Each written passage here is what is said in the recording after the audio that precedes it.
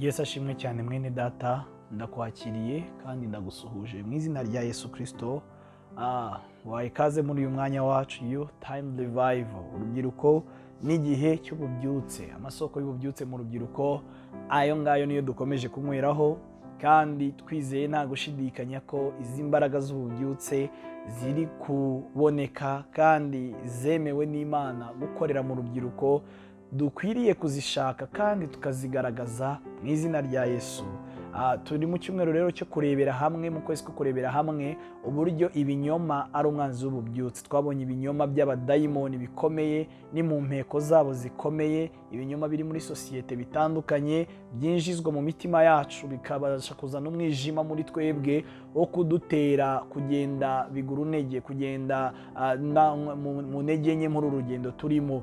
Ariko umunsi ku munsi Imana ikomeje kuvugana natwe no kutwigisha no kudusobanurira uburyo ki dukomeza kubona Imana yacu no gutekereza ku Mana yacu, turwanya ibinyoma by'uburyo bwose byadutera kuva muri uru rugendo no gusiga iyi nzira Imana yaguhamagariyemo yo gushaka izi mbaraga zayo z'umwuka wera zikwinjiza mu mbaraga z'umwuzuro w'ubumana. Uyu munsi rero turareba ijambo rivuga ngo tugiye kureba ijambo rikomeye cyane rivuga ngo bizaba uko Imana ishaka, n'ubundi niyo yayo. Hari ibinyoma bikomeye kandi byihishemo ukuri nanone gukomeye. Hari ijambo tugiye kuganiraho rimeze gutyo rivuga ngo n'ubundi bizaba uko Imana ishaka, n'ubundi niyo yayo. Yego ko ni ukuri, ariko katwumva icyo Imana ivugana natwe uyu munsi. Kandi kuva igice cya 33 n'umurongo wawo wa 15 hari amagambo avuze ngo iki? Hari amagambo avuze ngo Mose aramubwira ati ubwawe nutajyana natwe nudukura ino. Ikizamenyekanisha yuko njye n'ubwoko bwawe twakugiriyeho umugisha n'iki? Si uko ujyana natwe bigatuma njye n'ubwoko bwawe dutandukanywa n'amahanga yose yo mu isi. Iri ni ijambo ry'Imana. Mwene data, mushiki wanjye, tugiye kuganira ijambo ryitwa ngo bizabe uko Imana ishaka, n'ubundi niyo yayo. Iri jambo ni ukuri kuzuye kandi ririmo ubwenge bw'Imana bwinshi. Ariko kandi iri jambo nanone iyo twarangaye rijya ribamo ubuyobe bwuzuye kandi rikabamo umwijima ukomeye w'ibinyoma bya Satani. Reka tuganire rero twumve icyo Imana ishaka kuvugana natwe. Hano dusomye inkuru z'umugabo witwa Mose. Mose ageze igihe kandi arasenga kandi abwira Imana kujyana nayo, abwira Imana kugumana nayo, abwira Imana kuguma mu iteraniro. Agera ku rwego akora reaction yo kubwira Imana ngo Mana, nutajyana natwe nudukura ino. Nutajyana natwe urugendo turaruhagaritse. Nutajyana natwe ibindi byose birorere. Ariko ntabwo iri teraniro riva hano ngo rihaguruke rikomeze urugendo warihamagariye utajyanye natwe. Tubonye ko ijambo tugiye kuvuganaho ari ijambo riri kuvuga ngo n'ubundi biba uko Imana ishaka. Reka nkubwire, kimwe mu bintu bigaragaza inshuti y'Imana, kimwe mu bintu bigaragaza umuntu wafashe ubuzima bwe akabwomatana n'Imana, Imana ishimwe, agera ku rwego proje z'Imana, ubushake bw'Imana, ibyifuzo biri mu mutima w'Imana abikora, Yesu ashimwe, nk'aho ari uri kubyikorera. Iyo wageze kuri uru rwego rwo gukora amaproje y'ubushake bw'Imana, iyo wageze ku rwego rwo kumenya ubushake bw'Imana, iyo wageze ku rwego rwo kugendana n'Imana mu bushake bwayo, ibyo binezeza umutima wawe. Ibyo ngibyo bifata ubuzima bwawe bikakwambura wowe, ahubwo bikakugira wowe muri Kristo Yesu, ahubwo bikakugira Kristo Yesu muri wowe.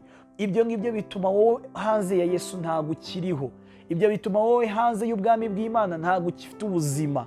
Niyo mpamvu umunezero wawe ni ukubana n'Imana, umunezero wawe ni ugukorera Imana, umunezero ni ugukorana n'Imana. Iyo ugeze ahantu ufata ibintu ukabishyira hariya rero ukumva ngo bizaba uko Imana ishaka, oya, umutima wawe womatana n'Imana kugera ku rwego umenya ko ubushake bw'Imana aribwo bushake bwawe. Iyi mvugo ni imvugo izimije cyane, irimo umwuka w'ubuyobe bwa Satani kandi umwuka wo gucogoza abantu bagize igihe mu rugendo kandi bageze ahantu bigoye. Ariko ndashaka kukubwira ngo iki? Dore Mose arasenga abwira Imana ngo ntago byemera urugendo tutari kumwe. Yesu ashimwe cyane. Mose ari guprovoka umutima w'Imana.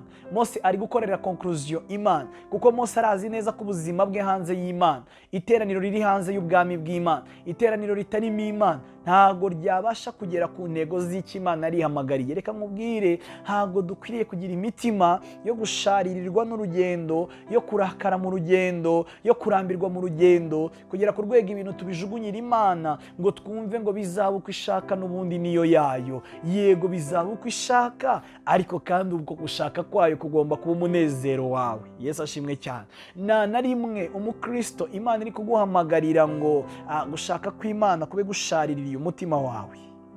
Cyane njyewe nawe turi mu rugendo rwo gushaka ububyutse, ni ngombwa ko tumenya ko turi gushaka ingombwa kurusha ibindi byose, kandi nicyo cyifuzo kiri mu mutima w'Imana.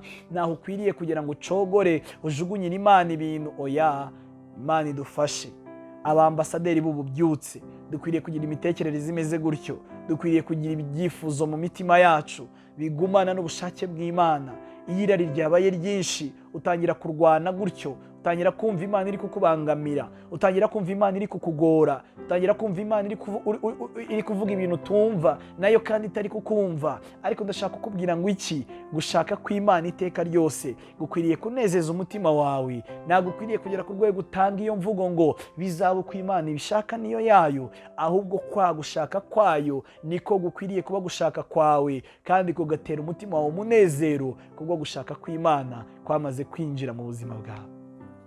Imana iguhe umugisha, Imana igendane nawe, Imana igwishurire kumenya uburyo uraza kubana nayo no kuyitwararikaho, kandi bikaza kutugumisha mu murongo turimo, mu rugendo turimo rwo gutekereza ububyutse, bwo gushaka ububyutse. Yesu rero agufitiye icyizere ko gushaka kwe kurakwinjiza mu bubyutse, kandi ntiducogore, kandi ntiducike intege, kandi dukomeze kuba inshuti no gushaka kw'Imana.